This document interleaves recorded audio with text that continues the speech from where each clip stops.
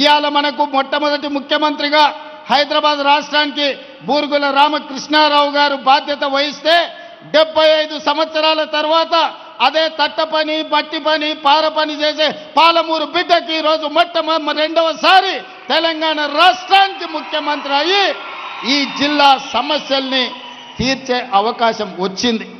వాళ్ళ కడుపు మంట అంతా గదే.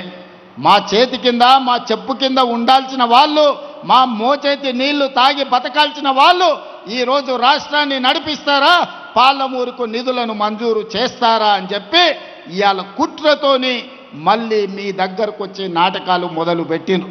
అందుకే నేనన్నా ఇవన్నీ కాదు, సభలు పెట్టుడు ఉపన్యాసాలు ఇచ్చుడు జబ్బలు జరుచుకున్నాడు కాదు, శాసనసభలోకి రా చర్చ చేద్దాము, ఎవరు ఏందో ప్రజలకు చెబుదామని శాసనసభలో సవాలు విసిరిన. రోజంతా చర్చ పెట్టిన, నీళ్లు నిజాలు ప్రజలకు వివరించిన.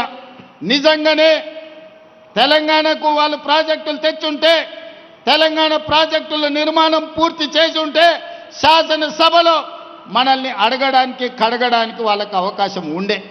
మరి ఎందుకు పారిపోయినరో సభ నుంచి మీరు ఒక్కసారి ఆలోచన చెయ్యండి. ఈనాడు శాసనసభలో చర్చ పెడితే చర్చకు రానోళ్ళు, ప్రజల సమస్యల గురించి మాట్లాడనోళ్ళు ఇవాళ మనల్ని ప్రశ్నించే వాళ్ళ మీరు ఒక్కసారి ఆలోచన చేయండి. అందుకే మిత్రులారా, ఈనాడు ఐఐటి కావచ్చు, ఇంతకుముందే పెద్దలు జితేందర్ రెడ్డి గారు చెప్తున్నారు, తొందరలోనే డీకే అరుణమ్మ గారి మద్దతు ఐఐఎం మనం తెలంగాణకు తెచ్చుకోవాలి, ఐఐఎంను కూడా మహబూబ్ నగర్ జిల్లానే ఎక్కడనో ఒక దగ్గర మీరు ఇవ్వాలి అని. నాకు ఎలాంటి అభ్యంతరం లేదు. మా అరుణమ్మతో కలిసి ప్రధానమంత్రి మోడీ దగ్గరికి వెళ్ళి తెలంగాణకు ఐఐఎంని ఇవ్వమని అడిగి ఐఐఎంను సాధించుకొని ఏదో ఒక స్థానంలో పాలమూరులోనే ఐఐఎంను మనం ప్రారంభించుకుందాం. ఎందుకంటే ఈనాడు ప్రభుత్వం దగ్గర పంచడానికి భూములు లేవు. ఈనాడు ఉచితంగా ఏమిచ్చినా అది శాశ్వతం కాదు. విద్య ఒక్కటే శాశ్వతం. ఇవాళ ఈ వేదిక మీద ఉన్న ఐఏఎస్లైనా, ఈ వేదిక మీద ఉన్న ప్రజాప్రతినిధులైనా చదువుకోబట్టే, విజ్ఞానం ఉండబట్టే ఈరోజు రాష్ట్రాన్ని దేశాన్ని ఏలగలిగిన ఐఏఎస్ ఐపీఎస్ లైన్.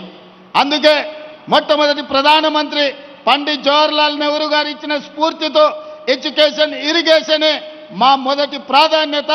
తెలంగాణ రాష్ట్రంలో అత్యధికంగా అభివృద్ధి చెందిన జిల్లాగా ఎడ్యుకేషన్లో ఇరిగేషన్లో ఎవరైనా ఇతర రాష్ట్రాల నుంచి ఇతర దేశాల నుంచి తెలంగాణ పర్యటనకు వస్తే పాలమూరు జిల్లానే చూపించాలనేది నా కల.